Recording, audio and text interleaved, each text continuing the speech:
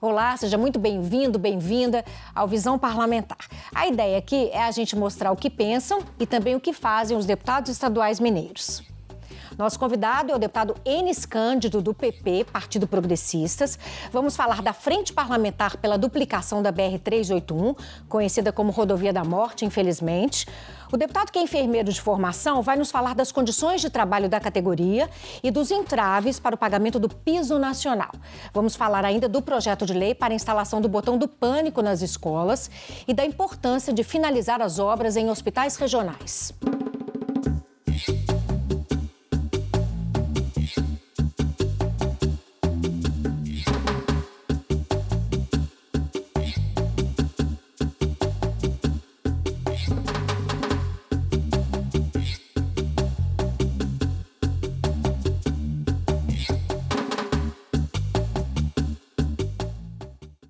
Deputado, muito obrigada pela presença, ter topado aqui vir conversar com a gente um pouquinho sobre pautas importantes, né, sobre o seu trabalho aqui na Assembleia.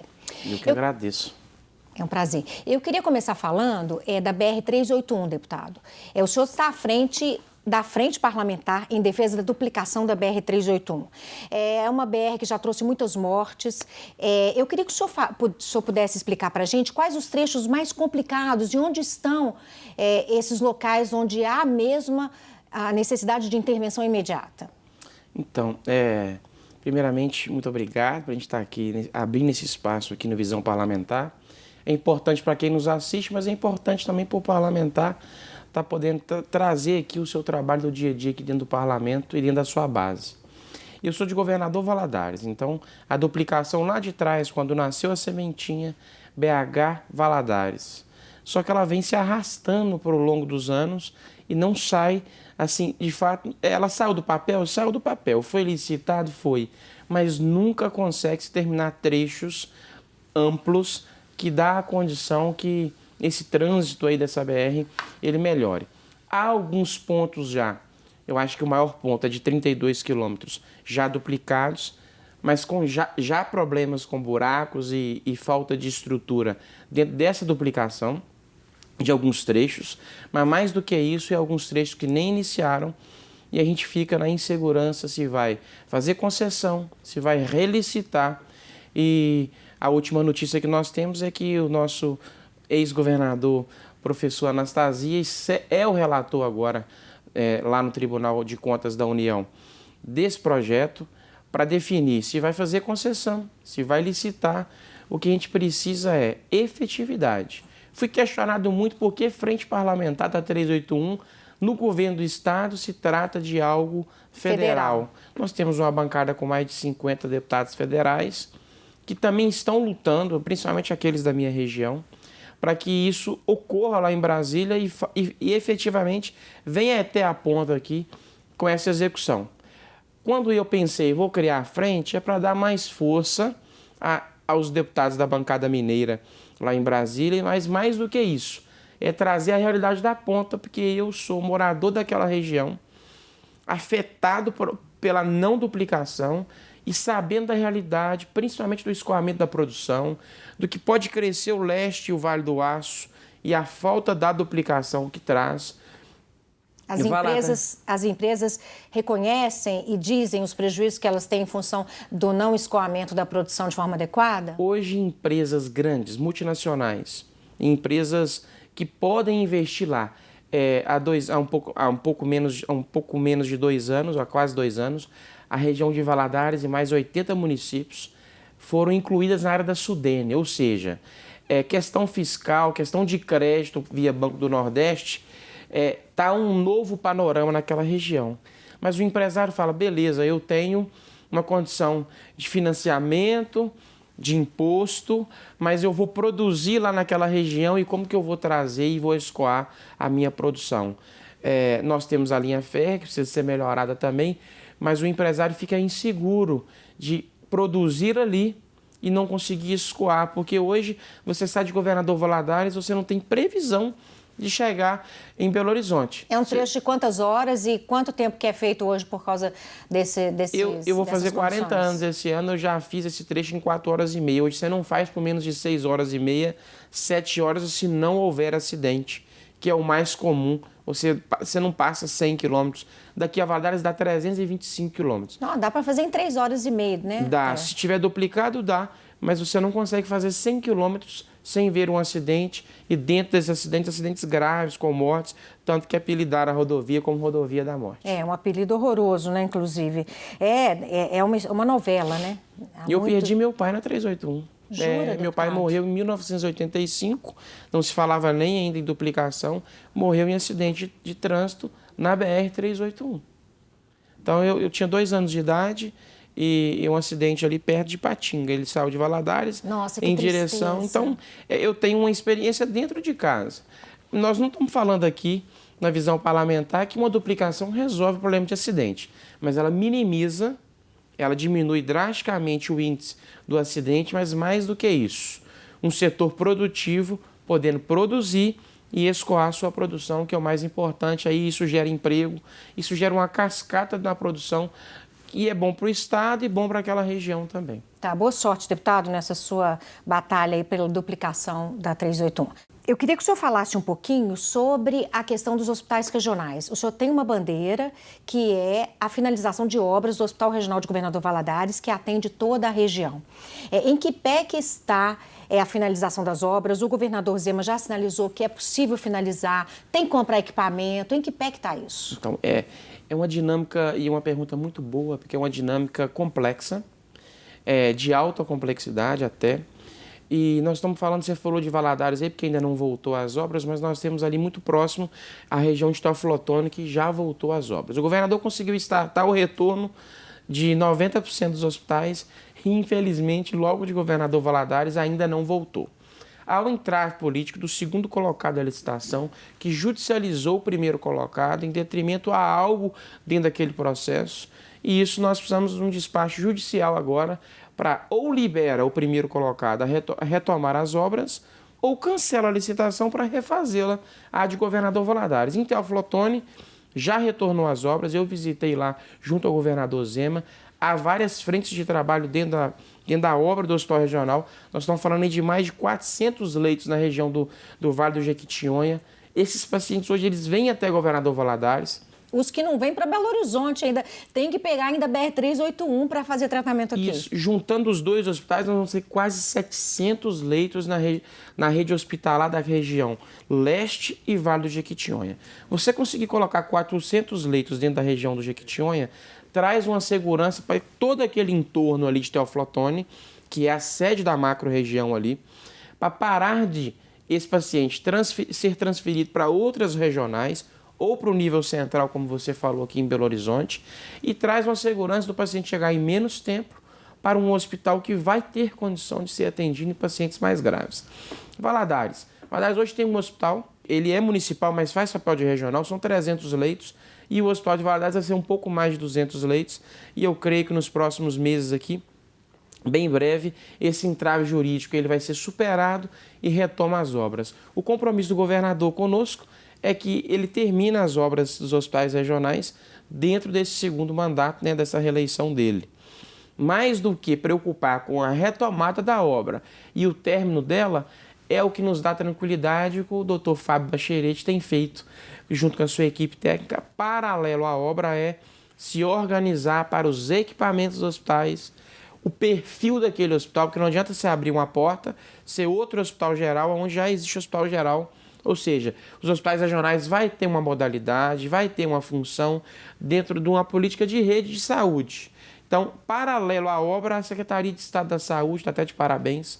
Eles startaram processos paralelos às obras para que, quando a obra estiver terminando, os equipamentos já estejam comprados e a modalidade de gestão já esteja definida para que, brevemente, acaba a obra, já vem colocando os equipamentos e o Hospital rode já aberto, inaugurado pelo governador e por nós, as regionais, para que, de fato, o nosso paciente, que é o principal objetivo do governo, de nós parlamentares, seja atendido com qualidade, da melhor forma possível e, mais do que isso, humanizado. Essa é a minha principal bandeira, por ser enfermeiro, já ter sido secretário municipal de saúde, governador Valadares, então sei do entrave e sei da dificuldade de não ter um hospital regional e um hospital que está lá 70% pronto para que os municípios de Valadares e toda a Macro-Leste sejam atendidos ali e a gente consiga melhorar a vida de quem precisa de acesso hospitalar pelo SUS em Minas Gerais. Perfeito, deputado. A gente não pode falar da questão da saúde sem falar de finanças, né? Foi sancionada uma lei aprovada pela Assembleia que prevê a transferência de recursos remanescentes do Estado para os municípios. E eu queria que o senhor explicasse, porque o senhor é coautor também desse trabalho, dessa lei, em que medida os municípios vão poder aproveitar esses recursos e em função da saúde também, aplicar esse dinheiro em saúde. Exatamente. Primeiro é parabenizar nosso presidente Tadeu Martins por ter capitaneado isso, trazido mais deputados para dentro do processo. E nós, deputados, principalmente naquela bancada da saúde, já entendíamos. As outros parlamentares que talvez não lidam tanto com a saúde no dia a dia, entenderam o tamanho e a importância. Eu volto lá em 2019, quando fui secretário municipal de saúde, e me deparei por diversos convênios feitos entre a Secretaria Municipal de Valadares e a Secretaria Estadual. Os outros secretários anteriores, isso não é uma particularidade só de Valadares, é de todas as secretarias municipais de Minas Gerais, nós executamos os convênios enquanto secretários e sempre fica saldos remanescentes dentro dessas contas. Dinheirinho que fica sobrando lá que ninguém usa. Um exemplo, eu tenho um convênio de R$1 milhão, executei ele, sobrou 100 mil, 80 mil dentro dessa conta, que vai gerando um aumento ali na aplicação desse recurso que ficou ali na conta. Ou seja, então, há 3, 4, 5 anos atrás tinha 80 mil, hoje deve ter lá 120, 130 mil, devido aos juros que foram aumentando ali o recurso de capital dentro daquela conta. O que o secretário tinha que fazer hoje? Devolver para o cofre do Estado e prestar conta daquele convênio. O que esse projeto de lei complementar traz? A segurança e a liberalidade e a legalidade para esse secretário e esse prefeito agora definir, dentro daquele mesmo objeto, executar aquele resto de recurso que está lá e não devolver mais ao Estado para prestar conta. E dependendo da cidade, o recurso é significativo? Não é dependendo da cidade, não. É em todas as cidades. É lógico proporcional a per capita e a quantidade de população. O município que é maior vai ter mais recursos porque ele teve mais convênios celebrados dentro da Secretaria de Estado da Saúde. Mas o município menor também vão ter convênios que vai impactar. O que quer dizer isso? Vou dar um exemplo, Valadares e Ipatinga hoje, que são os municípios macros mais próximos de mim, lá no leste e no Vale do Aço.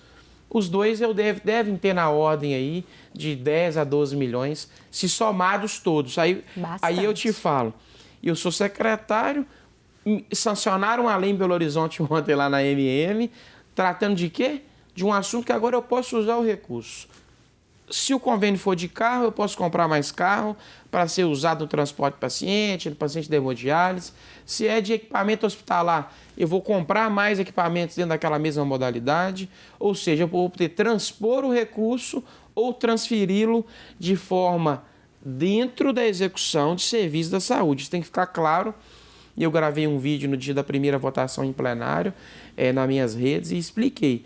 É necessário executar dentro da Secretaria de Saúde. Não pode, essa lei complementar, ela não dá direito ao prefeito ou secretário transferir para uma outra pasta. Mas é de grande importância para o gestor e melhor do que isso, o governador Zema entendeu com a autorização da sanção e aí ficou até uma coisa bonita ontem, o autor com seus coautores aqui na casa vota o projeto e na hora de sancionar ele está como governador em exercício. Que o presidente da Assembleia, devido à viagem do governador Zema, ele está exercendo ficou bonito, o papel ficou bonito de no sentido governador. Figurado, mas mais do que isso, é a partir de hoje as secretarias começarem a se organizar, passar o pente fino em todas as resoluções e convênios e saber de fato qual o saldo que tem, aonde é melhor aplicado e que os secretários de saúde, os prefeitos tenham a responsabilidade agora com esse recurso público que foi destravado aqui por essa lei e vão poder ser executados. E eu fico muito feliz por participar disso como coautor, por ter votado nos 2 turnos e eu quero sentir isso na pele, lá na ponta, como cidadão, esse recurso voltando para o paciente, porque nós dois somos pacientes também, nós necessitamos do SUS, né? Todos nós dependemos do SUS. Deputado, 12 de maio é o dia da enfermagem. Parabéns ao senhor que é enfermeiro de formação, parabéns a todos os enfermeiros e técnicos de enfermagem que têm uma luta diária, que às vezes trabalham em 2 empregos para poder conseguir dar uma vida digna para os seus familiares. E a gente queria falar então, deputado, da aprovação do piso nacional no Congresso Nacional e que agora está sob júdice no Supremo Tribunal Federal, que suspendeu a medida. Eu queria que o senhor falasse da situação de momento e a percepção que o senhor tem sobre o pagamento efetivo desse piso nacional à categoria. É um ganho para a categoria, né? E eu comecei no pronto-socorro, dando plantão na sala de emergência. Então, eu vim de fato da ponta do hospital. Então, eu sei o que é dar 12 horas de plantão num pronto-socorro que não para. Sei também a necessidade de ter um outro vínculo, ou seja, um outro emprego, porque a renda de um vínculo só não é o suficiente, principalmente o enfermeiro que é homem, pai de família, mas o que você vê na realidade, principalmente os técnicos de enfermagem, é quase ninguém tem um emprego só. Tem 2 devido à defasagem e do salário. Importante dizer, é um ganho para a categoria? O servidor público estadual, aqueles que trabalham em hospitais públicos de todo o Brasil, está mais fácil desse recurso chegar e esse aumento já com o pagamento do piso chegar próximo deles. A minha percepção e o entendimento é que os entraves jurídicos hoje de suspensão e não continuidade para efetivação, para chegar no bolso do enfermeiro e da equipe de enfermagem, até de enfermagem auxiliar, de onde vai vir o recurso das entidades privadas. A preocupação do senhor é mais com a rede privada do que com a rede pública? A rede pública, eles vão criar uma forma de financiamento, como existe lá na educação, quem sabe parecido com o Fundeb ou algo do tipo, vão ter rúbricas, dotação orçamentária, que chegue no caixa. Vamos dar um exemplo aqui da Santa Casa de BH. Tem lá 1.000 funcionários da enfermagem. O governo federal vai colocar uma aposta na Santa Casa. Santa Casa hoje não tem condição de pagar o aumento do salário. Deve dar ali em torno de 60% a 70% de aumento na folha inteira da enfermagem. A Santa Casa é um serviço filantrópico que atende SUS, tem o Hospital João 23, para esse servidor o recurso chega. Mas vamos dar um exemplo aqui de uma instituição privada em Belo Horizonte, o Mater Dei. O Mater Dei vai tirar o recurso de onde? É do conveniado? Vai aumentar para quem paga o convênio? O funcionário da Unimed, ou da AMIL, dos outros convênios de saúde suplementar.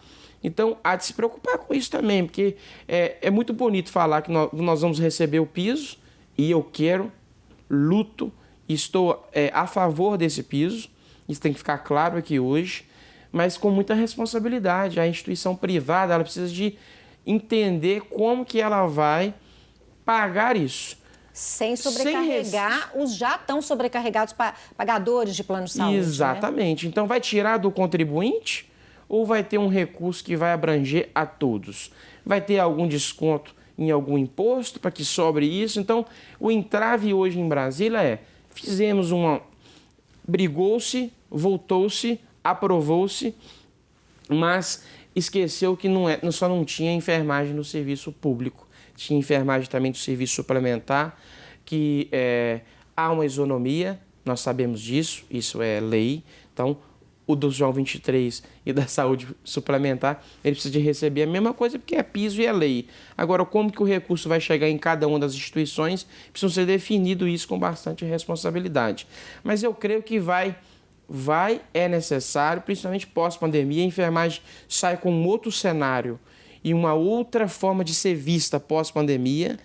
Todo mundo ficou maravilhado com o trabalho dos enfermeiros. Nada contra os médicos, tenho amigos médicos, apoiadores médicos, mas a grande maioria do plantão, onde tem 2 médicos, tem 20 equipes de enfermagem. Então, a enfermagem é o maior volume dentro do hospital e é quem toca, de fato, o dia a dia do plantão com assistência direta ao paciente. Então, faz parte de uma equipe multidisciplinar muito importante, que não era tão valorizada no sentido de importância, mas no pós-pandemia nós, enfermeiros, provamos que nós merecemos respeito. Prova disso é essa lei do piso, que eu tenho certeza que os deputados federais, com bastante sensibilidade, junto ao Congresso Nacional, os senadores e ao Executivo, vão chegar num consenso e de uma forma que o recurso chegue aqui e a nossa equipe de enfermagem, a nossa classe, possa ser reconhecida de fato da forma que precisa ser. Perfeito. Deputado, o senhor é autor também de uma lei que torna obrigatório, um projeto de lei que torna obrigatório o botão do pânico nas escolas. Essa lei esse projeto de lei está tramitando aqui na casa, desde casos, né, que aconteceram de mortes nas escolas, violência, insegurança por parte dos alunos. Fala um pouquinho dessa proposta e também qual que é a chance dela ser aprovada. Isso, é uma proposta de não ter sirene, não ter alarme, e o invasor chegou na escola, como que eu estou dentro da escola, sou professor ou sou um aluno, consigo me comunicar fora da escola. Se eu fizer um alarme, o invasor vai saber que eu estou alarmando, que vai chegar alguém para impedir a execução daquela coisa ruim que ele foi ali pretendendo fazer. O projeto de lei estar em vários locais dentro da escola, instalar vários locais dentro da escola, botões que vão estar ligados às instituições de segurança pública aqui fora da escola. Ou seja, o botão vai comunicar com o Corpo de Bombeiro, com a Polícia Civil, com o Copom da Polícia Militar. O tempo, nesses casos, é fundamental, né, para salvar então, se a gente consegue disparar o botão do pânico e a ronda ali perto daquela região é avisada pelo Copom, a gente consegue ter uma interferência imediata e o quanto antes daquela ação do invasor ali. Ou seja, a minha preocupação como eu comunico aqui fora? Será que eu vou ter condição de controle emocional de pegar o meu celular e ligar no 190? Ou eu não vou conseguir ter? O meu celular está próximo de mim, então dentro da escola, mapear os melhores lugares, secretaria, sala dos professores, nomear 2, 3 salas mais importantes e mais estratégicas, e aí definir dentro das escolas os melhores locais. Não adianta ter um só, porque se naquele local que está o botão não tiver ninguém, não adianta. Quem sabe lá na cozinha, onde sempre vai ter alguém, né? As cozinheiras, as cantineiras. Então dividir isso dentro da escola para que nós comuniquemos aqui fora.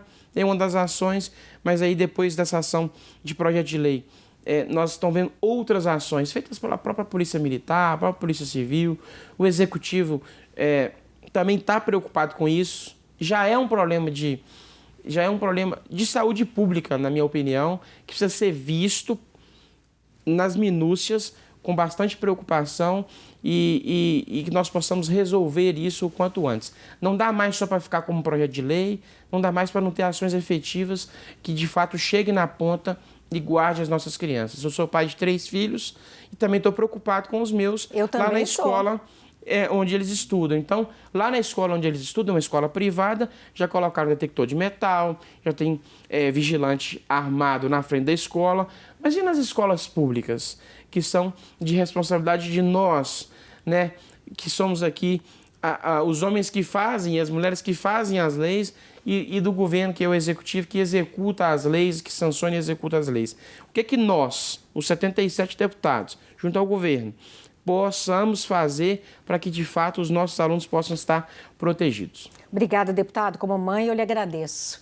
Deputado, o senhor falou que tem 3 filhos, né? Eu agora quero abrir aqui o programa para falar do nosso momento fofura.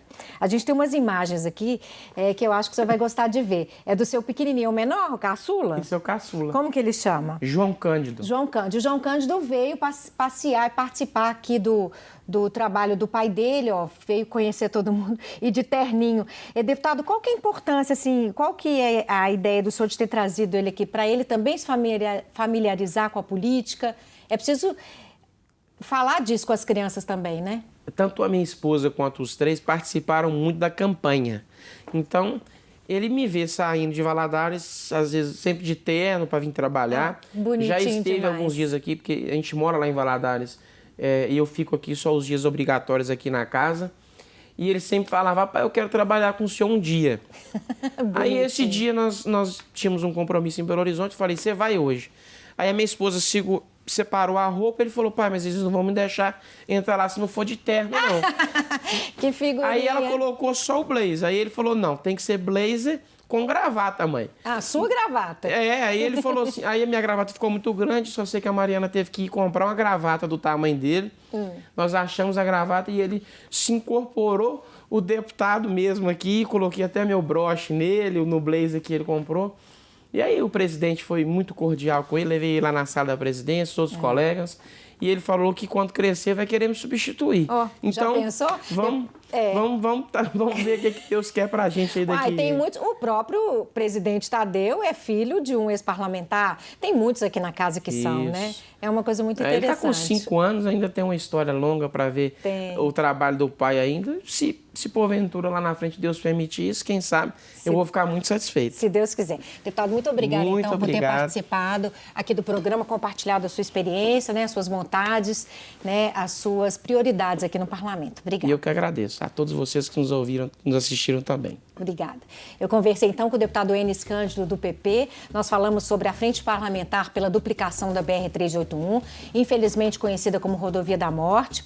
O deputado, que é enfermeiro de formação, falou para a gente das condições de trabalho da categoria e dos entraves para o pagamento do piso nacional. Falamos ainda do projeto de lei para a instalação do botão do pânico das escolas e da importância de finalizar as obras dos hospitais regionais. O Visão Parlamentar fica por aqui. Muito obrigada pela sua audiência. Nos assiste nas redes também. É só entrar na página da Assembleia na internet. Até a próxima.